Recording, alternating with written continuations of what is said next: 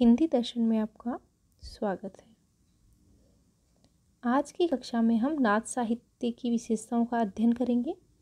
नाथ साहित्य का जो समय है वह लगभग 10वीं से 13वीं शताब्दी के मध्य माना जाता है और यह सिद्ध साहित्य की जो विकृतियाँ थी उसके विरोध में आता है। सिद्ध जो लोग हैं वो नारी भोग में विश्वास करते थे, किंतु जो नाथपंथी हैं वो इसका विरोध करते थे, वो नारी से दूर रहते थे। नाथ संप्रदाय उन साधकों का संप्रदाय है जो नाथ को परम तत्व मान करके इसकी प्राप्ति के लिए योग साधना करते हैं, हठ योग साधना करते हैं। इस संप्रदाय में दीक्षित होकर अपने नाम के पीछे वे ये लोग नाथ जोड़ते हैं। जिस प्रकार जो सिद्ध लोग थे वो अपने नाम के पीछे पा या पाद शब्द जोड़ते थे, वैसे ही ये नाथ शब्द जोड़ते हैं। नाथ शब्द का प्रयोग ये यहाँ ब्रह्म के लिए भी हुआ है और सद्गुरु के लिए भी हुआ है। इन योगियों की एक विशिष्ट वेशभूषा होती है। प्रत्येक योगी एक निश्चित तिथि को कान चिरकाकर कुंडल धारण करता है, जिसे मुद्रा कहते हैं। इनके हाथ में किंकरी, सिर पर जटा, शरीर पर भस्म, कंठ में रुद्राक्ष की माला, हाथ में कमंडल, कंधे पर व्याघ्रचर्म और बगल में खपरा रहता है। किनके? नाथ योगी। इनकी नाथों की जो साधना प्रणाली है वह हठ योग पर आधारित है का अर्थ ये सूर्य और ठ का अर्थ चंद्र से बतलाते हैं। सूर्य और चंद्र के योगों को हठ योग कहते हैं। यहाँ सूर्य ईड़ा नाड़ी और चंद्र पिंगला नाड़ी का प्रतीक बताया। जो नाथ लोग हैं ये चित्त की शुद्धि और सदाचार में विश्वास करते हैं। चित्त की शुद्धि और सदाचार में विश्वास करते हैं। नाथों ने सिद्धों द्वारा धर्म और समाज में फैलाई हुई अहिंसा, विषवेली को काटकर दृढ़ता और मानसिक पवित्रता को अधिक महत्व दिया है। ये नैतिक आचरण, मन की शुद्धता, मद्य, मांस, मथुरा आदि जो मादक वस्तुएं हैं उनका सेवन जो सिद्ध लोग करते थे उनका ये परित्याग करते हैं। ये परंपरागत रूढ़ियों और बाह्य आडंबरों का विरोध करते हैं। मूर्ति पूजा, मुंडन, विशिष्ट वस्त्र, ऊंच नीच, भेदभाव आदि का भी नाथ जो लोग हैं वो विरोध करते हैं।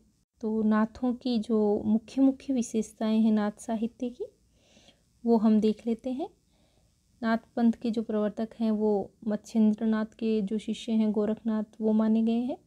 भगवान शिव के जो उपासक जो नाथ थे उन्होंने जो साहित्य रचा वो साहित्य नाथ साहित्य कहलाया।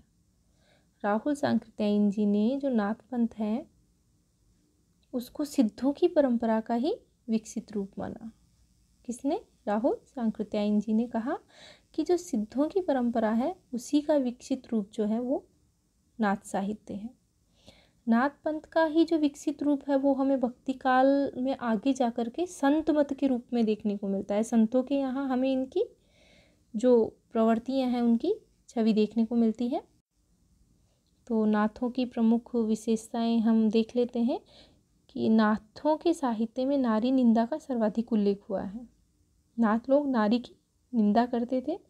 इनके यहाँ ज्ञान निष्ठा को पर्याप्त महत्व दिया जाता था और मनोविकारों की निंदा की गई है। सिद्ध साहित्य में भोग विलास और नारी के सहयोग के द्वारा ईश्वरीय प्राप्ति में विश्वास किया गया था, लेकिन यहाँ इन सब का विरोध किया गया है। यहाँ गुरु को विशेष महत्व दिया गया है। ये लोग हठ योग के उपदेश को मानते हैं। इनका जो रूखापन और गृहस्थ के प्रति जो अनादर का जो भाव है वह इनके साहित्य की कमजोरी मानी गई है, क्योंकि ये नारी से दूर रहे। इस वजह से इनके साहित्य में रूखापन आ गया, साहित्य नीरस हो गया। मन, प्राण, शुक्र, वाक और कुंडली इन पांचों के संयमन के तरीकों को राजयोग, हठ योग, वज्रयान, जप योग या कुंडली योग कहा जाता है, जो इनके यहाँ अपनाया जाता है।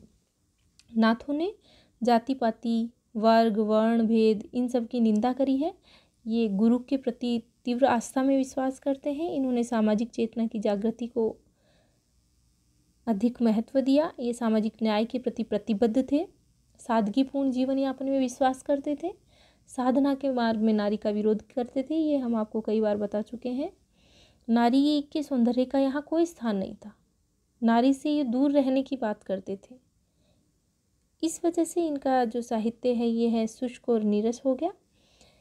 नाथ साहित्य में जो साधक लोग थे वो काया साधना का विरोध कर योग साधना पर बल देते थे।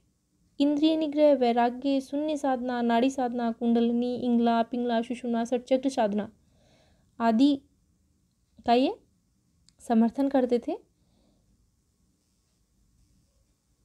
नाथ पंथ का ही जो विकसित रूप है वो आगे चलकर भक्ति काल के संत साहित्य में देखने को मिलता है। इस पर हम चर्चा कर चुके हैं और इनके साहित्य में उलटवासी और रहस्यात्मकता, प्रतीक और रूपक का प्रयोग किया गया है। इनकी भाषा जो है वो सदुकड़ी, पंजाबी मिश्रित राजस्थानी के शब्द सदुकड़ी में इसका प्रयोग किया गया है।